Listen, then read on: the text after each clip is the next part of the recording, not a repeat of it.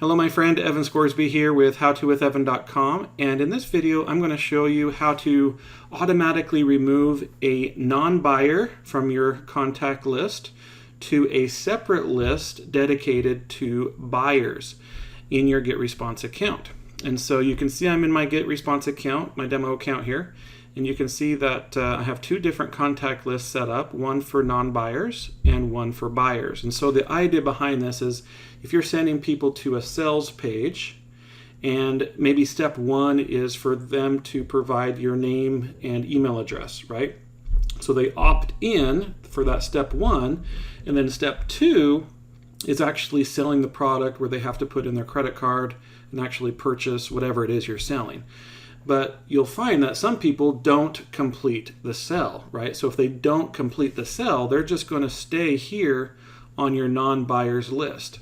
And then when they actually do complete the sell, you can set up an automation here in GetResponse that will automatically take them off the non-buyers list and put them on the buyers list, okay? And this is done in GetResponse, so you can do it through any email autoresponder service that you have, but in this demo we're showing in GetResponse. So you should have these two different contact lists already set up.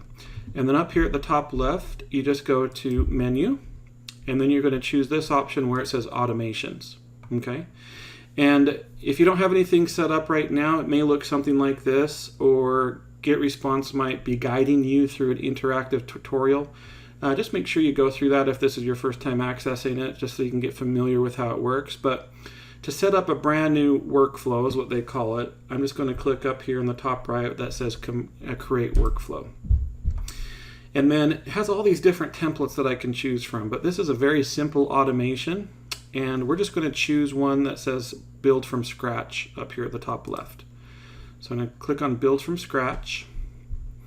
And then it will always have this little option that comes up that says before you begin. So I'm just going to click the arrow, and then here I'm going to name my automation. Remove from non-buyers to buyers. Okay? And we're going to choose this option right here where it says subscribes. Okay?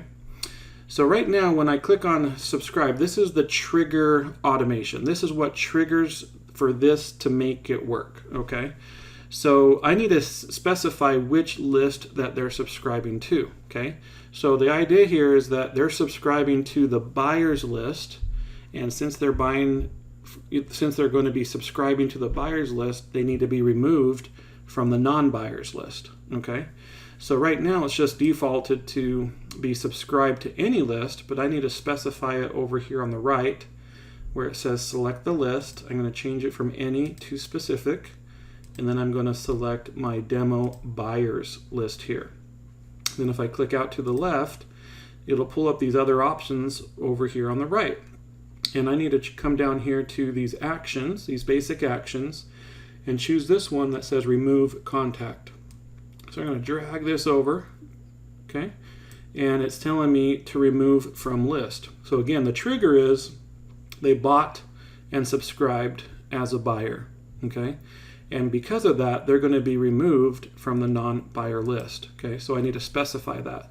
So again, I'll click this element over here on the right. It's going to be defaulted to lists, and I'm just going to select the non-buyers list, okay. And then once I do that, has these two different elements here. I'm just going to connect the two together by clicking and holding and dragging a line down to connect these two things together. Otherwise it won't work. Okay?